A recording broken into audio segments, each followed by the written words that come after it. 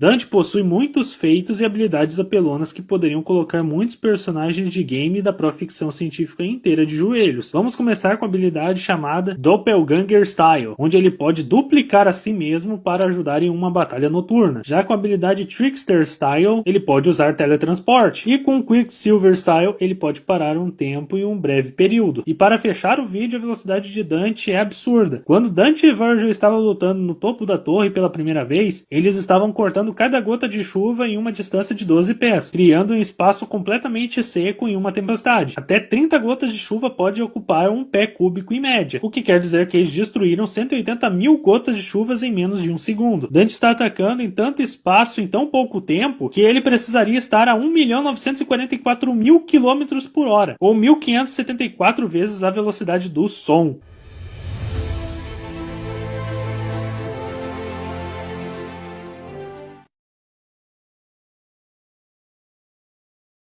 Hoje será sobre os feitos de Dante, parte 2, então bora. Certa vez no game de Devil May Cry 4, ele lutou contra The Savior, que é uma estátua gigantesca de 150 metros de altura, segundo o próprio desenvolvedor do jogo. Em uma das cutscenes, logo após o Nero matar Sanctus, a estátua da Savior deu um murro no Dante em cheio e ele segurou este ataque. Para sabermos a força necessária que o Dante teve para parar o soco do The Savior, a gente tem que analisar o peso dessa estátua. Ele é 5,35 vezes maior que o Cristo Redentor, que pesa cerca de 1.145 toneladas, o que nos diz que o The Savior tem 6.125 toneladas no total. Um soco de um boxeador peso pesado tem um impacto de 450 quilos, com uma pessoa de 100 quilos em média. Essa estátua é 61.250 vezes mais pesado que um peso pesado de boxe, o que nos dá uma força de 27.562.500 toneladas. Porém, ainda temos a velocidade do soco da estátua, que está mais ou menos a 40 metros por segundo, sendo que este golpe estava sendo aplicado de uma altura de 75 metros, já que The Savior estava ajoelhado nesse momento. Em todos esses dados, pessoal, nos diz que Dante teria que ter uma força de impacto de 1.102.500.000 newtons.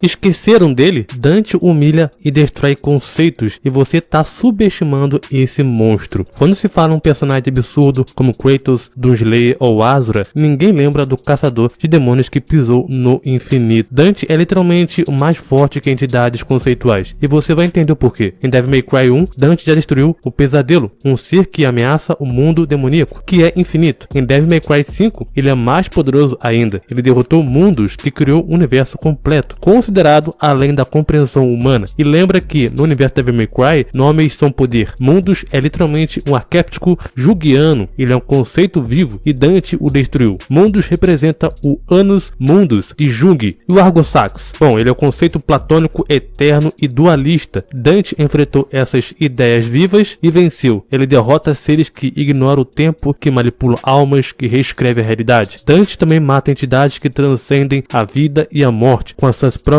mãos. Ele também superou a velocidade da luz, já enfrentou Plutão, que ignora o fluxo do tempo. E tudo isso muitas das vezes sem usar o Devil Trigger. O homem é um monstro, um semideus com estilo. E se você acha que o Dante é só mais um, comenta aqui quem venceria ele. E se você acha que ele é o mais forte dos games, compartilhe esse vídeo agora.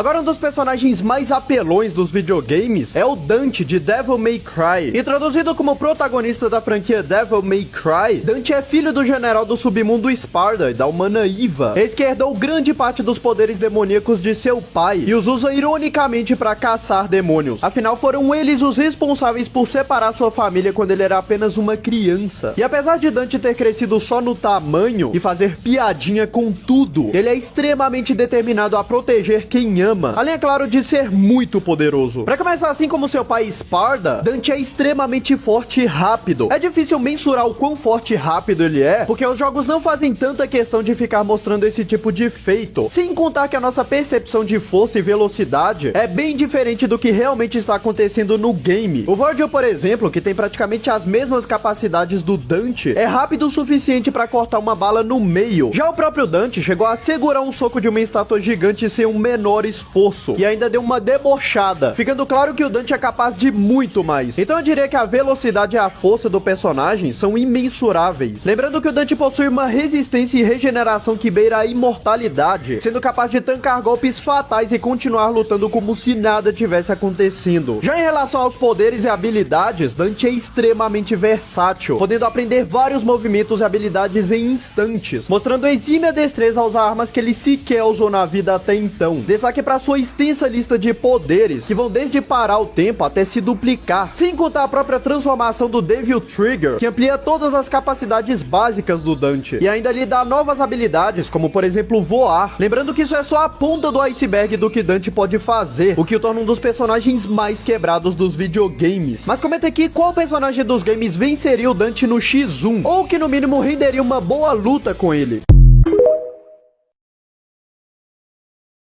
Feitos de Virgil, de Devil May Cry. Então bora. Virgil, pessoal, possui uma das armas mais poderosas, se não a mais poderosa do seu universo, que é a Yamato. Essa espada, pessoal, possui lâminas tão afiadas que pode cortar dimensões com extrema facilidade. Ele também pode invocar espadas ao seu redor para se defender e contra-atacar o seu inimigo. Ele tem força suficiente para conseguir pelear com seu irmão no mano a mano, no qual Dante poderia segurar um soco do The Savior, que eu fiz em outro vídeo aqui na minha página, que tem um impacto de no mínimo 1,1 bilhão de Newton. Segundo as visões de Vi no capítulo 26 de Devil May Cry 5, a espada de Virgil vai até ele próprio, assim como o Mjolnir vai até o Thor, o que seria muito útil em uma batalha. Ele também possui um poder chamado Corte do Julgamento Final. Ele, usando este poder com o seu Devil Trigger ativado, no qual ele para o tempo, entra em outra dimensão e executa uma média de 20 cortes de uma ponta a outra, se movimentando em um raio de mais ou menos 500 metros em apenas um segundo. Com esses dados, pessoal, podemos concluir que ele estava se movimentando dentro desta dimensão em uma velocidade de 72 mil km por hora, ou 58 vezes a velocidade do som. Agora, se você colocar em questão que Virgil não estava em outra dimensão, mas sim na nossa dimensão, com uma velocidade tão extrema, no qual a velocidade praticamente estava parada, a gente tem que ver que o menor tempo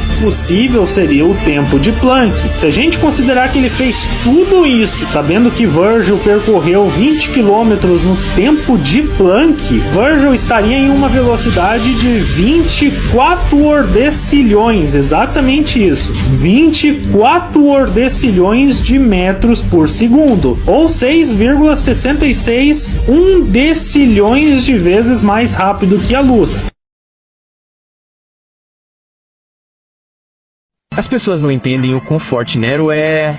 Então vamos falar sobre ele. Nero é filho de Virgílio e neto do lendário espadachim demoníaco Esparta. E ele não é um peso morto. Nero é 75% humano e 25% demônio. E devido ao seu sangue demoníaco, ele recebeu várias habilidades como força sobre-humana, velocidade e agilidade, além de um fator de cura muito poderoso. Mas após um encontro com alguns demônios e sofrer um ferimento no braço direito, o fator de cura de Nero, em vez de consertá-lo normalmente, ativou à força uma pequena parte de seu gatilho demoníaco, trazendo à tona algo conhecido como Devil Bringer. O Devil Bringer permite que Nero invoque um braço espectral para agarrar seus inimigos e jogá-los no chão. Isso pode variar do tamanho de seu braço normal a crescer até um tamanho gigantesco e ser capaz de lançar a enorme super arma, o Salvador. também pode permitir que Nero atravesse rapidamente o campo de batalha ou apenas feche distância com seus inimigos. Nero também pode usar o Devilbringer para guardar a espada Yamato de seu pai dentro dele. No entanto, Nero acabou perdendo o braço quando seu pai tentou obter pensão alimentícia reversa para ele. Mas tudo bem, porque mais tarde ele realiza um dos melhores feitos de cura de toda a série, fazendo seu braço crescer novamente. E não para por aí, porque ele não só tem uma nova versão do Devilbringer na forma de asas que também podem agir como mãos, mas também obtém acesso total ao seu gatilho demoníaco. Esta é a verdadeira forma demoníaca de Nero, que aumenta sua força, velocidade e fator de cura, ao mesmo tempo que lhe dá asas para voar e a habilidade de conjurar espadas como seu pai. Nero não tem apenas poderes, porque ele também tem alguns equipamentos para ajudá-lo, como sua espada, a Rainha Vermelha. Um Dandal altamente personalizado com sistema de injeção de combustível, acelerando-o como uma motocicleta e também dando a ele algum dano de chamas. E sua enorme pistola, a Blue Rose, uma Smith & Wesson Magnum 500 de cano duplo, já deu pra perceber. Também, como mencionei antes, Nero chegou a possuir a espada de seu pai, a Yamato, que lhe deu um gatilho pseudo-demônio. Depois de perder o braço na pensão alimentícia reversa, ele usou várias próteses denominadas Destruidor de Demônios. E, com tudo isso, Nero fez muita coisa ao longo dos anos. Nero lutou contra um exército inteiro de demônios em sua cidade natal, Fortuna. Ele também chegou a dominar um Dante casual e relaxado. Ele também esmagou e derrotou a enorme super arma, o Salvador, e derrotou seu controlador Santos, que possuía o poder de seu avô, Esparta. Ele também conseguiu causar dano à metade demoníaca de Virgílio Urien em sua forma básica. Ele também conseguiu parar Virgílio e Dante em suas formas de gatilho demoníaco pecaminoso. E logo depois disso, ele também conseguiu bater muito no pai para que ele o amasse e respeitasse. Enfim, esse é o novo caçador de demônios, o neto de Esparta, o filho do poder e totalmente nada morto, Nero. Comentem aqui embaixo sobre quem ou o que vocês querem e sintam-se à vontade para curtir esse...